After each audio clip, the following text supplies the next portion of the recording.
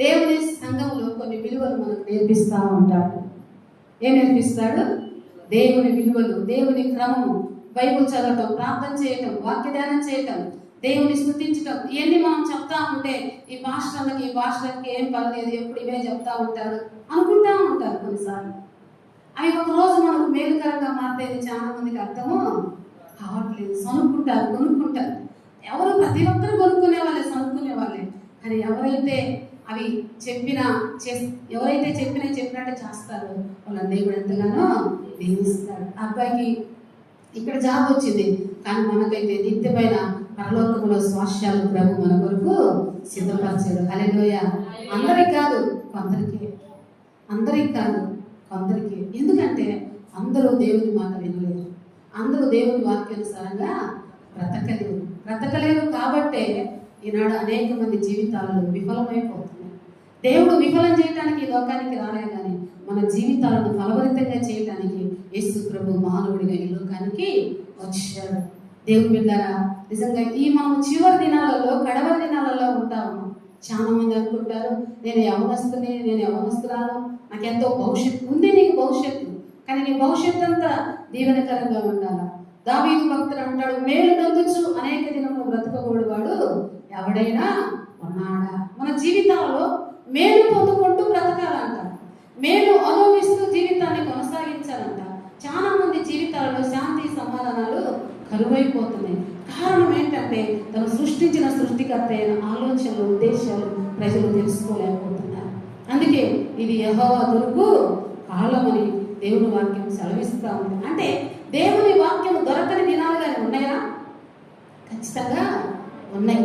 మీరు నమ్మినా నమ్మకపోయినా వాక్యం ఖచ్చితంగా చెప్తుంది. చూద్దాం దేవుని వాక్యాన్ని. యెషయా గ్రంథం 55వ అధ్యాయం 6వ వచనాన్ని చదువుకుందాం.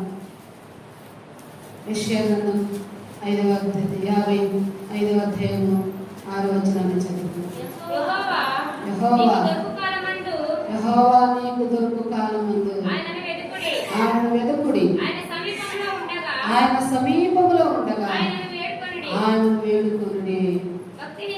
చాలా ప్రార్థన చేసుకుందాం. మహాగణుడా, మహోన్నతుడా, నీ నామానికి వందనాలు, స్తోత్రాలు, స్తుతులు చెల్లిస్తాను. ఈ మధ్యాహ్న కాలం ముందు పాటలతో స్తుతించి కనపరచండి. సండే స్కూల్ కార్యక్రమం మీరు తోడున్నారు. బిడ్డలు దీవించి ఆశీర్వదించండి. ఆరాధనలో మహిమ పొందినందుకు వందనాలు. కొద్ది నిమిషం నాతో బిడ్డలతో మీరు మాట్లాడండి. వినగల చెవుని గ్రహించుకునే మనసు లోబడటానికి సహాయం చేయండి. ఎక్కడ దృష్టికి అధికారం లేకుండా చేయండి. నీ ఆత్మతో బిడ్డలందరూ నింపండి. బలహీనలను బలపరుచుకొని వాడుకోమని యేసు నామమున అడుగుచున్నాను తండ్రి, ఆమేన్. దేవుని బిడ్డలారా, ఇక్కడ యెషయా ప్రవక్త మాట్లాడుతూ ఉన్నాడు. దేవుని ఆత్మతో నింపబడి యెహోవా మీకు దొరుకు కాలం మందు ఆయనను వెదకుడి, ఆయన సమీపంగా ఉండగా ఆయనను వేడుకొనుడి. దేవుని దొరికే కాలం ఇది.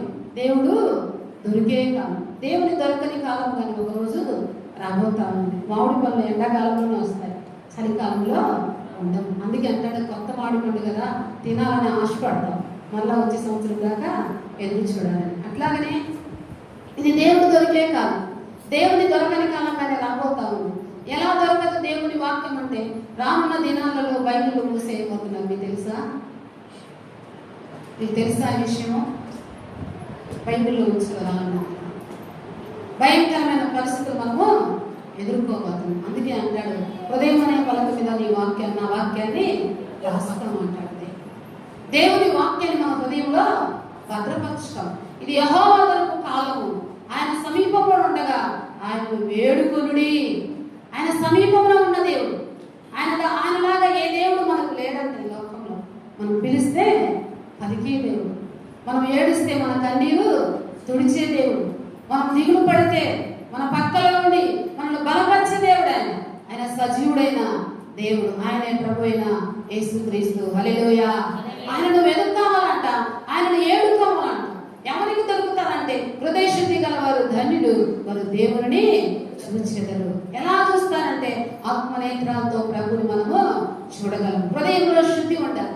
హృదయంలో శుద్ధి లేకుండా కల్ముషం పెట్టుకొని, పగలు పెట్టుకొని, ద్వేషాలు పెట్టుకొని, లోకానుసారమైన జీవితం జీవిస్తూ మనం ఎన్ని రోజులు మందిరానికి వచ్చి ప్రార్థన చేసి ఎన్ని చేసినా కానీ దేవుడు మన ప్రార్థన వినడు, ఆలకించని ప్రార్థన ఎన్ని రోజులు చేసినా నీకు నాకు ప్రయోజనం ఏమీ లేదు. అందుకనే దేవుని బిడ్డలారా అంటున్నాడు, హృదయ శుద్ధి గల వచ్చావంటే దేవుని చూసి వెళ్ళాలి.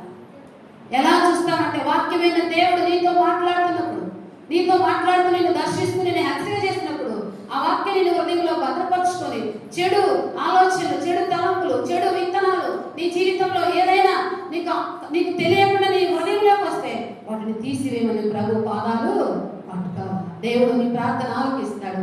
ఖచ్చితంగా వాటి నుంచి మనల్ని తొలగిస్తాడు, భద్రపరుస్తాడు, క్షేమాన్ని ఇస్తాడు, నెమ్మది మనం కలగజేస్తాడు. ఏ విషయంలో నువ్వు కృంగిపోతున్నావో, ఏ విషయంలో నువ్వు భయంతో, భీతితో, కలవరంతో ఉన్నావో వాటన్నింటిలో నుంచి ఆయన నీకు సమాధానం ఇచ్చి దేవుడు హల్లెలూయా. ఆయన సమీపంగా ఉన్నప్పుడు ఆయనను వేడుకోవాలన్న. దగ్గర ఉన్నోళ్ళే స్వరం వింటారు కానీ దూరంగా ఉన్న స్వరము వింటారా? వినరు. అరే ఇది సార్లు పిలిస్తే పలకమైందంటే నువ్వు ఎక్కడో ఒకటి పిలిస్తే నేను నాకు ఎట్లా ఏర్పడింది అంటాను. కానీ నువ్వు విరిగిన మనసుతో నువ్వు ఎక్కడుండి మాట్లాడిన దేవుడు నీ ప్రార్థన ఆలకిస్తాడు. ఆయన ఆలకిస్తాడు, నీ ప్రార్థనకు జవాబు దయచేస్తాను. అందుకనే ఆమోసు గ్రంథాన్ని చూద్దాం. ఆమోసు గ్రంథం 8వ అధ్యాయము, ఆమోసు గ్రంథము 8వ అధ్యాయము 11వ వచనాన్ని చూద్దాం. ఇది యెహోవా దొరకు కాలం అంట, కానీ దొరకని కాలం ఒకటి ఉంది. ఆమోసు గ్రంథము 8వ అధ్యాయము 11వ వచనాన్ని చదువుకుందాం. రాబోవు దినములందు దేశంలో నేను క్షేమం పుట్టించును, అది అన్నపానం లేకపోవడం చేత కలుగు క్షేమము కాక యెహోవా మాటను వినకపోవటం వలన కలుగు క్షేమముగా ఉండును. ఇదే యెహోవా వాక్కు. దేవుడు వింటారా? ఆమోసు ప్రవక్త ద్వారా దేవుడు మాట్లాడుతున్నాడు. రాబోవు దినములు అంటే ఇంకా రాబోతా ఉన్నాయి చాలా దినాలు. ఆ దినాలలో క్షేమము కలిగిందంట. క్షేమము కాదు, క్షేమము అంటే కరువు వచ్చిందంట. అది ఎందుకు వస్తుంది ఆ కరువు అంటే అంటున్నాడు ఇక్కడ, యెహోవా మాట మీరు వినకపోవటం వలన కలుగు క్షేమము. ఇదే యెహోవాకు. జనులంట తూర్పు దిక్కు నుండి ఉత్తర దిక్కు వరకు పరిగెత్తుకుంటూ వెళ్తారంట, కానీ ఆ వాక్యం ఎక్కడా దొరకదు. నేను ఈ వాక్యం చదువుతా ఉంటే నాకు యోషువ గుర్తొచ్చాడు. యోషువ ఎందుకు గుర్తొచ్చాడని ఆలోచిస్తే, దేవుని రాకడ దినాలలో సంఘం ఎత్తబడిన తర్వాత 7 ఏళ్ళు శ్రమలు భూమి మీదకి వస్తాయి. అబద్ధమైంది? నిజమా? నిజమేనా? 7 ఏళ్ళు శ్రమలు భూమి మీదకి వస్తాయి. 7 ఏళ్ళు శ్రమలు ఇక్కడ విడవబడిన వాళ్ళకు 7 ఏళ్ళు పరలోకంలో బిందు దొరికింది. నేను అనుకున్నాను దేవుడు పెట్టారా, ఆ 7 కాలాలు 7 ఏళ్ళు శ్రమలు వచ్చాయి ఐగుప్తు దేశంలో. రాలేదా? శ్రమలు ఎన్ని రోజులు? 7 సంవత్సరాలు సమృద్ధిగా పంట పడింది, 7 సంవత్సరాలు కరువు వస్తుంది. అంతేనా? 7 సంవత్సరాలేనా? 7 సంవత్సరాలు కరువు వచ్చింది. నేను అనుకున్నాను యోషేపుకు సాదృశ్యంగా యోషేపు పొట్టలో వాక్యాన్ని, ధాన్యాన్ని ఎలా సిద్ధపరిచాడు, ఆ ధాన్యాన్ని ఎలా సిద్ధపరిచి ఎలా భద్రం చేశాడు, మిగిలిన కరువు కాలంలో ఆ 7 సంవత్సరాలు సమృద్ధిగా ప్రజలకు ఆహారాన్ని పంచిపెట్టాడు. నాకు అనిపించింది ఆ 7 సంవత్సరాలే ఈ క్షేమము రాబోతుందేమో. ఆ క్షేమ కాలంలో వాక్యము దొరకని దినాలలో మన హృదయం అనే గృహం అనే ఇంటిలో దేవుని వాక్యాన్ని భద్రపరుచుకుంటే ఆ కరువు కాలంలో మనం ధైర్యంగా ప్రభు కోసం ఈ లోకంలో బ్రతకగలము అని ఆలోచన వచ్చింది. నిజంగా రానున్న దినాలలో 7 ఏళ్ళు కానాడ దేశంలో భయంకరమైన కరువు వచ్చింది. ఎక్కడ ధాన్యం లేదు, అల్లాడిపోతున్నారు, పశువులు అల్లాడిపోతున్నాయి, గొర్రెలకు మేత స్థలం లేదు, పశువులు ఎండిపోతున్నాయి, గొర్రెలు, గొడ్లు, మనుషులు ఆకలితో చచ్చిపోతా ఉన్నారు. వాళ్ళ పొలాలు ఇచ్చారు, వాళ్ళు బంగారం ఇచ్చారు, అన్నీ ఇచ్చి ఆహారం కొనుక్కున్నారు వాళ్ళు. ఎందుకంటే ఎక్కడ ఆహారము లేదు కాబట్టి. 7 సంవత్సరాలు భయంకరమైన కరువు వచ్చింది. కానీ ఆ కరువు దినాలలో యోషువ ఐగుప్తు, కానాను దేశ ప్రజలందరినీ పోషించగలిగాడంటే యోషువకు దేవుని కృప, దేవుని జ్ఞానం యోషువకు తోడుగా ఉంది. నా ప్రియమైన దేవుడు పెట్టారా, ఈ మధ్యాహ్న కాలం మందు రానున్న దినాల్లో కరువు రాబోతా ఉంది.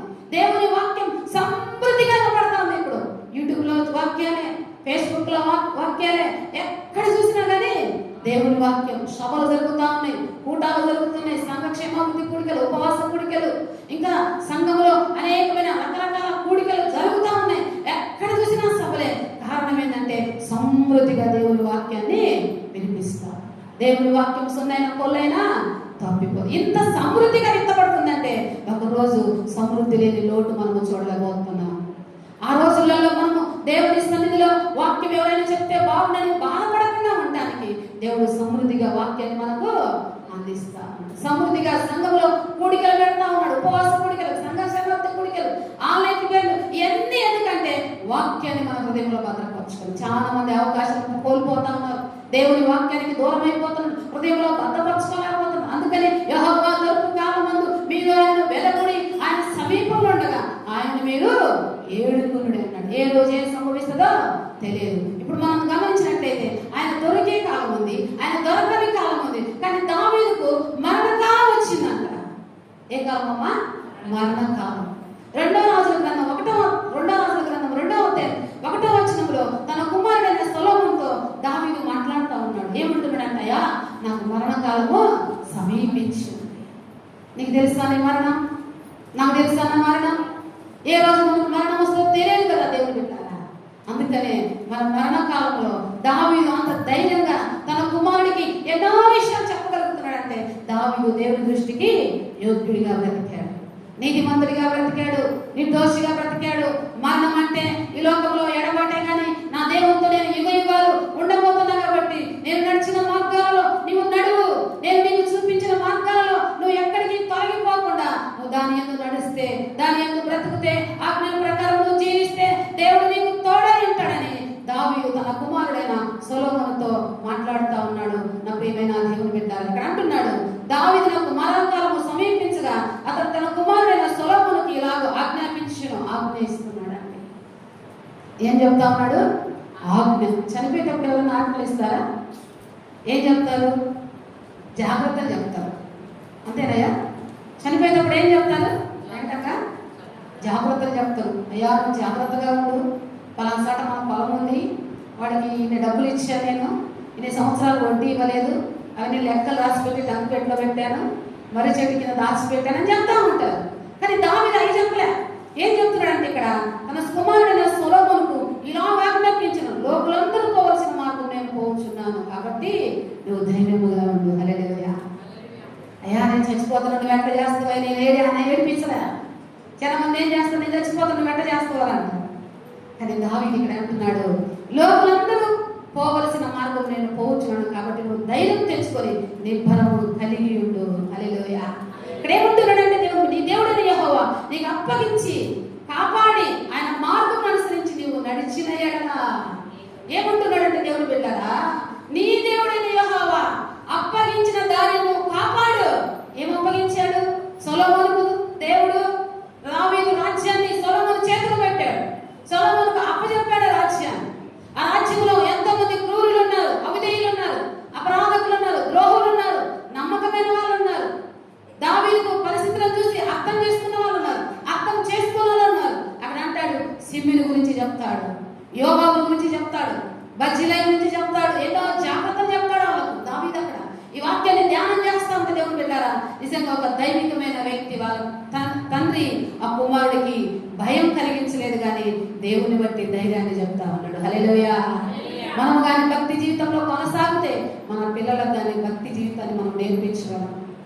ఆ దేవుడు ఎలాంటి వాడు, ఆ దేవుడి లక్షణాలు ఏంటి, ఆ దేవుడి గొప్పతనాలు ఏంటి అన్ని దావీదు తన కుమారుడికి తెలియజేస్తా ఉంది. ఇక్కడ ఏమంటున్నాడంటే ఆయన మార్గం అనుసరించి నడిచినలా నువ్వు ఏ పని పూనుకున్నా, ఎక్కడ తిరిగినానో అన్నిటిలో వివేకము కలిగి నడుచుకుంటావా. వివేకం ఎక్కడి నుంచి వస్తుందంటే దేవుడు నీకు అప్పచెప్పాడు కొన్ని మార్గాలు. ఎన్నో మార్గాలు ఉన్నాయి లోకంలో, ఎన్నో మార్గాలు ఉన్నాయి. ఏ మార్గంలో బ్రతకొచ్చు, బ్రతకటానికి ఏ పనైనా చేయొచ్చు. కానీ పరలోకం చేరాలంటే, నువ్వు నీతిగా పరిపాలించాలంటే, నీ రాజ్యము సుఖ సౌఖ్యంగా కొనసాగించాలంటే, నీ రాజ్య ప్రజలు సుఖవంతంగా నీకు వ్యతిరేకంగా ఉండకుండా ఉండాలంటే కొన్ని మెలకువలను తెలుసుకోవాలి, కొన్ని జాగ్రత్తలను తెలుసుకోవాలి. మోషే ద్వారా దేవుడు ధర్మశాస్త్రాన్ని అప్పచెప్పాడు కదా, ఆ పదార్థాలు నువ్వు పాటించాలి అని చెప్తా ఉన్నాడు. నిజంగా దేవుడు బిడ్డలారా, మరణకాలము సమీపించిందంట దావీదు. అప్పుడు అంటున్నాడు, మరణకాలము సమీపించింది, లోకులందరూ పోవలసిన మార్గాన్ని నేను పోతాను. అయితే నువ్వు మాత్రము నీ దేవుని మీద అనుకో, నీ దేవుని మీద గురి కలిగి ఉండు, నీ దేవుని కోసం నమ్మకంగా బతుకు, నీ దేవుని ఎన్నడూ విడిచిపెట్టద్దు. ఎన్ని పరిస్థితులున్నా ఆయన నన్ను విడిచిపెట్టలేదు. గొర్రెల దొడ్డిలో నుంచి నన్ను విడిపించి రాజుగా చేశాడు. ఆయన కంటే బలవంతులైన వారి ముందు నన్ను నిలబెట్టాడు. నా బలము, నా శక్తి, నా జ్ఞానం కాదు, కానీ నా దేవుని యొక్క సహాయం వల్ల నేను ప్రాకారాలను దాటగలిగానయ్యా. హల్లెలూయా. ఎన్నో విషయాలు చెప్తా ఉన్నాడు. నిజంగా దేవుని బిడ్డలారా, మరణకాలం మనకు తెలియదు. అందుకనే ఎప్పుడు మన పిల్లలకు ధైర్యం చెప్తా ఉండాలి. ఎప్పుడు మన పిల్లలకు ప్రభు యొక్క ఆజ్ఞల గురించి బోధించేవారుగా, నడిపించేవారుగా, హెచ్చరిక చేసేవారుగా, ఆజ్ఞలు ఇచ్చేవారుగా మనం ఉండాలని దేవుని వాక్యము తెలియజేస్తా ఉంది. ఇక్కడ మరణకాలం వచ్చిందంట దావీదుకు.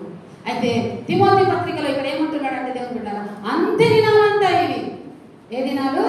అంత్య దినాలు. 2 తిమోతి 3:1 అంటాడు, అంత్య దినాల్లో అపాయకరమైన కాలములు వచ్చు. ఏ కాలాలి? అపాయకరమైన కాలం. చైనాలో భయంకరమైన వర్షం పడతా ఉంది. తెలుసా? చైనా గురించి వార్తల్లో విన్నారా? ఇల్లు కొట్టకపోతా ఉన్నాయి, కాళ్ళన్నీ కొట్టకపోతున్నాయి. ప్రాణభయంతో ప్రజలు కుప్పిట్లలో పెట్టుకుంటారు. కళ్ళ ముందే తల్లిదండ్రులు కొట్టకపోతున్నారు, పిల్లలు చనిపోతున్నారు, భర్త చనిపోతా ఉంది. ఒకరి జాడ ఒకరికి తెలియదు. అయ్యో అయ్యోని మరణ కేకలు అక్కడ వినబడతా ఉన్నాయి. దేవుని బిడ్డలారా, ఎప్పుడు మనకు తెలియదు, అంత్యకాలం ఇది. మరలా అంటాడు అపాయకరమైన కాలాలంటేవి. ఎప్పుడు అపాయం వస్తుందో మనకు తెలియదు. మొన్ననే మనం చూసే విమానంలో 270 మంది చనిపోయారు. ఒక ఫ్యామిలీ, ఒక భర్త లండన్ లో మంచి ఇల్లు కొన్నాడంట. పెద్ద ఇల్లు కొని వాళ్ళ ముగ్గురు పిల్లలు ఆయన ఒక సెల్ఫీ తీసుకున్నాడు కదా, విమానంలో ఎక్కడ సెల్ఫీ తీసుకున్నాడు. వెంటనే వాళ్ళకి పోస్ట్ చేశాడు.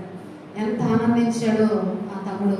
ఆ పిల్లలు ఆ భార్యను తీసుకొని వాళ్ళకి ఎక్కడున్నానా, విమానం వెళ్తున్నాను, మంచి ఇల్లు కొన్నాను, మీకు ఆడుకోని పెద్ద స్థలం ఉంది, మీకు స్విమ్మింగ్ పూల్ కట్టించాను, అక్కడ ఇన్ని రోజులు మీకు దూరంగా ఉన్నాను, కానీ ఇప్పుడు నాతోనే మీరు ఉంటారు. అనుకోలేదండి ఆ తండ్రి, అనుకోలేదా భార్య, ఆ పిల్లలు.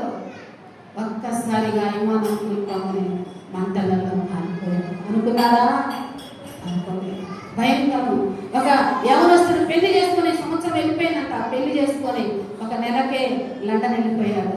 భార్యకి వీసా పంపించాడంట. ఎన్నో కలలు కంటా ఉంది ఆ భార్య, నేను నా భర్త దగ్గరికి వెళ్తాను. ఆలోచించండి, మన భర్త ఒక నెల ఊరిగిపోతే ఎన్ని కలలు కంటాము, ఎదురు చూస్తామంట. ఆ భర్త ఎన్ని కలలు కంటాడు భార్య మీద, ఎన్ని ఆశలు పెట్టుకొని ఉంటారు కదా. ఆ భార్య ఆనందంతో ఏకంగానే ఫోన్ చేసినాక మేము ఫ్లైట్ ఎక్కామండి అనుకోని సమయంలో ఏమన్నా అనుకోలే, తన భార్య చనిపోతుంది. ఎంత విషయం. ఒక తండ్రి కుమారుని కష్టపడి చదివించాడంట. ఎంతో కష్టపడి ఎన్నో లక్షలు ఖర్చు చేసి చదివించి ఆ తండ్రికి కుమారుడు చెప్పాడంట, నానా నేను మంచిగా డబ్బులు సంపాదించి నిన్ను మమ్మీని అక్కడ తీసుకెళ్తాను అన్నాడంట. ఆ తండ్రి దగ్గర సెలవు తీసుకొని విమానం ఎక్కి బాయ్ చెప్పాడు. ఇంకా తిరిగి రాని లోకానికి ఒక్కడే ఒక కుమారుడు. ఆ తల్లిదండ్రుల హృదయం ఎంత తప్పించుకోవద్దు. తెలుసా నీకు నీ దినం ఏ రోజు ముగిస్తుందో? మనకు తెలియదు కదా దేవుని పెట్టారా. అందుకనే దేవుని మనం ఎప్పుడు నమ్మకస్తులుగా మనం బ్రతకాలి. అపనమ్మకస్తులుగా ఈ లోకంలో మనం ఉంటే ఈ లోకాన్ని విడిస్తే నిత్య నరకం మన వరకు కాచుకుని. అక్కడ కొంతమంది అంటారు కాలుతుంటే అలవాటు అయిపోతుంది అనుకుంటాం. అది అలవాటు అయ్యేది కాదు. కొద్ది రోజులు ఖాళీ దయదలిసి బయటకు తీసేవారు ఎవరు లేరు. అక్కడ యుగాలు నరకంలో కాలాల్సింది. యుగాలు అగ్ని ఆరదు, పురుగు చావదు, దాని పొగ యుగాలు వేస్తున్నాడు. అందుకనే దేవుడు నీ కొరకు నా కొరకు మానవుడికి ఈ లోకానికి వచ్చి మనందరి కోసం రక్తాన్ని ధారపోసాడు. ఆయన రక్తము ఉచితంగా నీకు ఇచ్చాడు రక్షణను. అయితే ఆ రక్షణను నిర్లక్ష్యం చేస్తే నువ్వు ఆ శిక్షను ఎప్పుడు తప్పించుకోలేవు. దేవుని వాక్యము తెలియజేస్తుంది. నా ప్రియమైన దేవుని పెట్టారా, దేవుని వాక్యము స్పష్టంగా సూటిగా మాట్లాడుతుంది. నీ యవ్వన కాలం ఉంది, నీ బాల్య దినములు ఏంటి, నీ సృష్టికర్తల స్మరణకు స్మరించుకోవాలంట ప్రభు, జ్ఞాపకం చేసుకుంటూ ఉండాలంట ప్రభుని, ఆయన ప్రేమను, ఆయన త్యాగాన్ని, ఆయన గొప్పతనాన్ని, ఆయన గుణలక్షణాలను ఎప్పుడు మనం ధ్యానం చేస్తూ ఉండాలంట. దేవుని పెట్టారా, నువ్వు ఎప్పుడు ప్రభుని గురించి ధ్యానం చేస్తా ఉన్నప్పుడు నీ జీవితంలో ఎక్కడ ఉన్నా ప్రభు కోసం నమ్మకంగా బ్రతకగలవు, నమ్మకంగా జీవించగలవు. దుర్నీతికి నీలో తావు ఉండదు.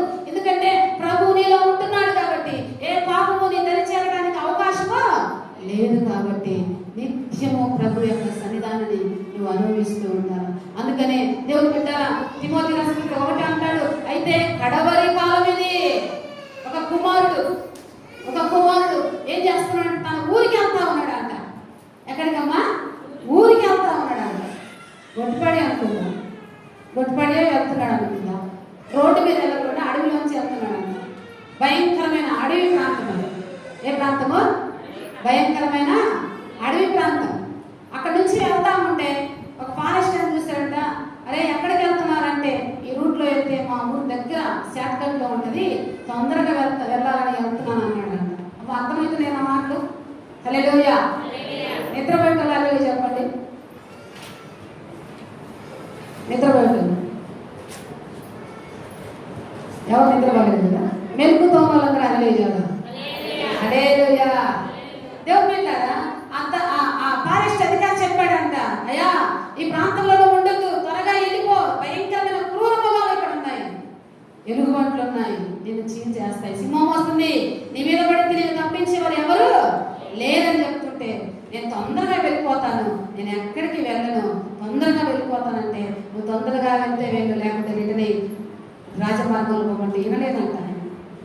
వెళ్తా ఉన్నాడు. బాగా ఎండబొద్దు కాస్తుంది. ఒక చెట్టు కానొచ్చింది. ఆ చెట్టు పక్కన ఒక నది ఉందంట, చక్కగా నీళ్లు ఉన్నాయి. ఆ నీళ్లు తాగుతా ఉన్నాడంట. ఆ నీళ్లు తాగుతా ఉంటే ఆ చెట్టు మీద ఠప్ ఠప్ ఠప్ అని చుక్కలు పడతా ఉన్నాయంట. ఏంటి చుక్కలు పడతా ఉన్నాయి? ఇక్కడ నుంచి పైనుంచి చూస్తే పెద్ద తేనె పడుతుందంట. ఆ తేనె పట్టు చుక్కలు పడతా ఉంటే అబ్బాయికి చాలా ఆనందం వేసి, అమ్మో ఇంత తేనె ఉందే, అసలు దీని వదులుకో నేను ఎలా పోతాను అనుకొని చెట్టెక్కి కూర్చున్నాడు. చెట్టెక్కి కూర్చొని ఏం చేశాడంటే ఆ తేనె అంతా తాగుతా ఉన్నాడంట. మంచి రుచిగా ఉంది కదా, కొండ తేనె చాలా రుచిగా ఉంటుంది, అది కలిపి లేకుండా ఉంటుంది కాబట్టి చాలా తీయగా ఉంటుంది అది. ఆ అబ్బాయి తాగుతా ఉన్నాడంట. చాలాసేపు తాగి కొద్దిసేపు చెట్టు మీద నుంచి నిద్రపోయాడంట. మరలా మెలకు వచ్చింది, మరలా తాగుతా ఉన్నాడంట. అనుకోకుండా చెట్టు దిగుదామనేసరికి చీకటి పడతా ఉందంట. అప్పుడే చీకటి పడతా ఉంది, అర్థం కావట్లే. కిందికి వెళ్తామని కిందికి చూస్తే కింద పులి కాసుకుందంట. ఏముంది? పులి ఉందంట. అయ్యో ఏం చేయాలా? పులి ఉంది, పులిని ఎలా తప్పించుకోవాలా? నదిలో దొక్కుదాం అనుకున్నాడంట. నదిలో దొక్కుదాం అనేసరికి నదిలో పెద్ద ముసలు ఉందంట. ఆ ఉడ్డెమ్మటే కాసుకొని నోరు తెరిసి చెట్టు పైకి ఎక్కుదాం అనుకుంటున్నాడంట. చెట్టు పైకి ఎక్కుదాం అనుకుంటుంటే ఆ చెట్టు కొమ్మల మీద ఒక పెద్ద పాము, తాసుపాము గుడ్లు పెట్టుకొని పొదల మీద పడుకోవాలి. అది ఏమీ అర్థం కావట్లే. కిందికి దిగాలంటే పులి ఉంది, నీళ్ళలో పడాలంటే ముసలి ఉంది, పైకి ఎక్కుదామంటే పాము ఉంది. ఏం చేయాలి అర్థం కావట్లేదు. ఆ టెన్షన్లలో ఒక చిన్న కొమ్మ, ఆ పడవేసరికి ఒక కొమ్మని ఇలా పట్టుకున్నాడు. ఆ కొమ్మను ఎప్పుడైతే పట్టుకున్నాడో ఆ పాము గుడ్లు తినడానికి వస్తుంది కదా అనుకొని వెంటనే అబ్బాయి మీదకు పడిగేలా ఎత్తింది. ఇలా ఎత్తి ఇంకో చెట్టు పట్టుకుందాం అనేసరికి వెంటనే కింద పడి ముసలి నోట్లో పడిపోయాడు. ఆ ముసలి ఏమాంతం పట్టేసింది, నోట్లో పట్టకాడికి కొరికేసింది. కాళ్ళు, ఈ ఏళ్ళు కాళ్ళు ఏళ్ళు అక్కడ మాత్రమే పడి ఉన్నాయి. అనేదంతా రక్తసిక్తమైపోయింది. చనిపోయాడు అక్కడ. మరుసటి రోజు పాలిష్టాను ఆ ప్రాంతంలో వెళ్తూ ఆ నది దగ్గరకు వచ్చేసరికి పులి అడుగులు కనపడతాయి, నీళ్ళన్నీ రక్తంగా కనపడుతున్నాయి. మనిషి కాళ్ళు, వేళ్ళు, చేతులు అక్కడ పడి ఉన్నాయి. ఆయన ఏడ్చాడంట, యవనస్తుడా నేను చెప్పినప్పుడు నువ్వు వింటే నీ గమ్యానికి చేరావు, నువ్వు ఎక్కడ నిలబడుతున్నాను కానీ ఇక్కడ నువ్వు నిలబడిపోయావు అని చెప్పి ఏడ్చాడంట. ఈ దినాలలో లోకం అనే పాపంలో ఎంతోమంది చూడుకుంటూ ఉన్నారు. దగ్గరికి ఆ పాపం ఒకరోజు నేను మరణానికి తీసుకెళ్తుందని అర్థం కావాలి. అది ఏ పాపమో నాకు తెలియదు. నువ్వు గమ్యం చేయాలని దేవుని మందిరానికి వస్తున్నావు, నీ మార్గాల్లో ఎన్ని అవరోధాలు నీకు ఎదురవుతున్నాయో, ఎన్ని ఆటంకాలు నీకు ఎదురవుతున్నాయో, వాటన్నింటిలో నువ్వు దాటుకొని వెళ్ళాలా. కానీ ఆ తేనె పట్టును చూసి ఆ యవనస్తుడు చెట్టెక్కి కూర్చున్న దాన్ని బట్టి తన ప్రాణాలను కోల్పోయాడు. తండ్రికి చెప్పుంటాడు, నేను పలాని మార్గంలో వస్తున్నాను. తల్లికి చెప్పుంటాడు, అమ్మా నేను మంచి ఆకలితో వస్తాను పలాని టయానికి, నాకు ఇష్టమైంది వండి పెట్టమ్మా అని. ఆ తల్లి ఎదురు చూస్తూ ఉంది, ఆ తండ్రి ఎదురు చూస్తున్నాడు. ఆ పిల్లవాడైతే ఇంటికి వెళ్ళలేదు. నా దేవుడు వెళ్ళారా? ఈ మధ్యాహ్నం కాలం ముందు మన పరలోకపు తండ్రి కానీ మన కొరకు ఎదురు చూస్తూ ఉంటాడు. వారి జీవితాలలో నమ్మకంగా బ్రతకాల, నీతిగా యథార్థంగా బ్రతికి జీవిత దినాలు ముగిసిన తర్వాత నాతో ఉండాలని ప్రభు మన కోసము ఎదురు చూస్తూ ఉన్నాడు. కానీ ఈ లోకమనే ధనమనే మోహంలో జరుగుకుంటా ఉన్నారు. ఇది దేనికి నువ్వు ప్రాధాన్యత ఇస్తున్నావు నా ప్రియమైన దేవుడు వెళ్ళారా ఈ మధ్యాహ్నం కాలం ముందు? అందుకనే ప్రసంగి గ్రంథము ఇక్కడ 12వ అధ్యాయం మనం గమనించినట్లయితే చూద్దాం దేవుని వాక్యాన్ని. ప్రసంగి గ్రంథం 12వ అధ్యాయాన్ని చదువుకుందాం.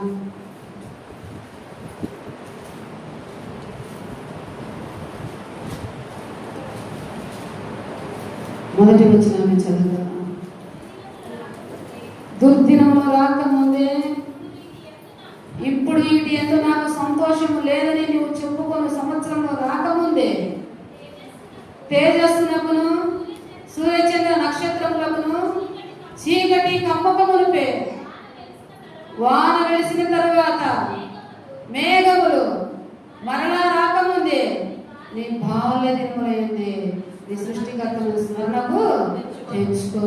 ఇక్కడ ఏమంటున్నాడంటే సొలొమోను కుమారుడైన ప్రసంగి అంటారు ఆయన. ప్రసంగి అంటే సొలొమోను రాసిన ప్రసంగి అంటున్నాడు, దుర్దినములు రాకమునిపే వీటి యందు నాకు సంతోషము లేదు. అంటే ఒకప్పుడు వాటిలో మనం బ్రతికామనే కదా అర్థం కదా, వాటిలో మనము జీవించామనే అర్థం కదా. వీటి యందు నాకు సంతోషం లేదు.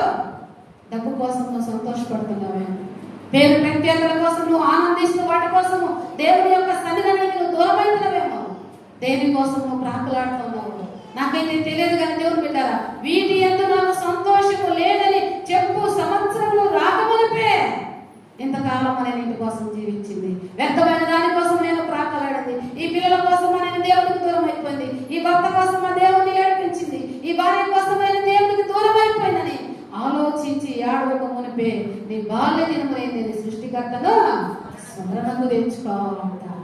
నిజంగా దేవుని బిడ్డారా, బాల్య దినములంటే ఇదే అనుకూల సమయము, నీదే రక్షణ దేవుని వాక్యం తెలియజేస్తా ఉంది. ఈ మధ్యాహ్నం కాలం ముందు ఇటు ఎందు నాకు సంతోషము లేదని చెప్పే సమయము రాబోతా ఉంది.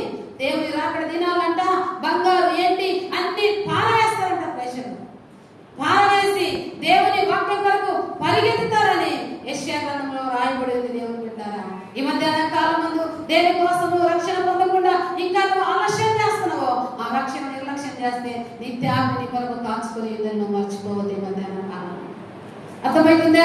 దేవుడు అంటున్నాడు, సృష్టికర్తను స్వర్ణకు తెచ్చుకో అని మాట్లాడుతున్నాడు. సృష్టించాడు నిన్న దేవుడు. ఎందుకు సృష్టించాడంటే నిన్ను ఆయన తల్లి గర్భంలోనే రూపించుకొని ఆయన ఈ లోకానికి నిన్ను పంపించాడు. ఈ లోకములను ఆయన కొరకు సాక్షిగా బ్రతకాలని. ఎందుకు నిన్ను నన్ను అనేక సార్లు అపాయం నుంచి బ్రతికిస్తున్నాడంటే నీ పట్ల ఆయనకున్న ఉద్దేశం ఎంత గొప్పది. నువ్వు భక్తి పరుడువో, నువ్వు నీతి మంత్రావో, నీవు దేవునికి పనికొచ్చేంత పాత్రవని కాదు, కానీ సరైన ఆత్మీయ జీవితం లేకుండా లోకాన్ని విడిస్తే నరకానికి వెళ్ళకూడదు. నేను రక్తము కార్చింది బిడ్డల కోసమే కదని ఆయన ఎదురు చూస్తా ఉన్నాడు. దేవుడు బిడ్డారా, ఎందుకు మనల్ని బ్రతికిస్తున్నాడంటే నువ్వున్న ప్రాంతంలో కొన్ని ఆత్మల ప్రభు నీకు అప్పచెప్పడానికి నేను బ్రతికిస్తా ఉన్నాడే. నీ కుటుంబాన్ని నువ్వు వెలిగించడానికి ప్రభు నీకు బ్రతికిస్తా ఉన్నాడే. నీ పనిచేసే ఆఫీసు దగ్గర కొంతమందికి దేవుని సువార్తను ప్రకటించాలని ప్రభు నిన్ను బ్రతికిస్తూ నీకు ఆరోగ్యం ఇస్తూ నీకు క్షేమాన్ని ఇస్తున్నాడేమో ఒకసారి ఆలోచించుకో. అందుకంటున్నాడు, బాల్య దినములైన సృష్టికర్తను స్మరణకు తెచ్చుకోకుంటే మనం నశించిపోతాం, మనతో పాటు మన కుటుంబాలు కానీ పాడైపోతాం. అందుకనే ఏ ఒక్కరు నశించిపోవటం ఆయనకి ఎంత మాత్రమో ఇష్టం లేక ఆలస్యం చేస్తా ఉన్నాడంట. ఆయన వాగ్దానం చేసి ఆలస్యం ఎందుకు చేస్తున్నాడంటే మన ఎడల దీర్ఘశాంతం కలిగి ఉన్నాడంట. హల్లెలూయా. పంచభూతములు వేగంతో లయమైపోతా ఉన్నాయి. కరువులు, భూకంపాలు, ఉత్తర కొరియాలో భయంకరమైన వర్షాలు.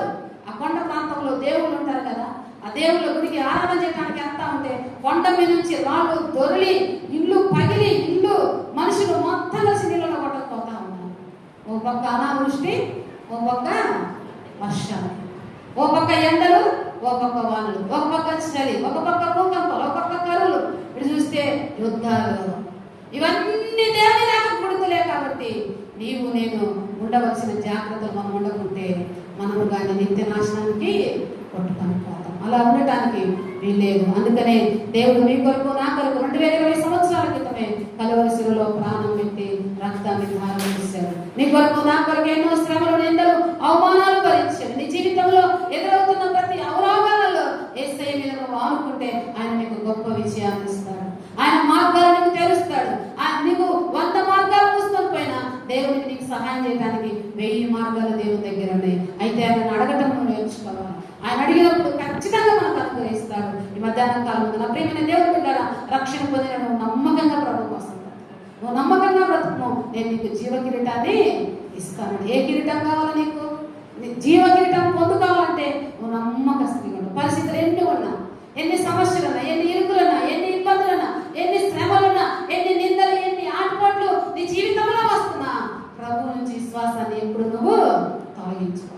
నమ్మకాన్ని కోల్పోకూడదు, పరిశుద్ధతను కోల్పోకూడదు, నీతికి ఎన్నడూ దూరంగా ఉండకూడదు, అవినీతితో కలిసిపోకూడదు, పాపిని చూసినప్పుడు ఏకీభవించద్దని దేవుని వాక్యం తెలియజేస్తా ఉంది. మధ్యాహ్నం కాలం ముందు మరి మన జీవితం ఎలా ఉంది పరీక్ష చేసుకుందామా?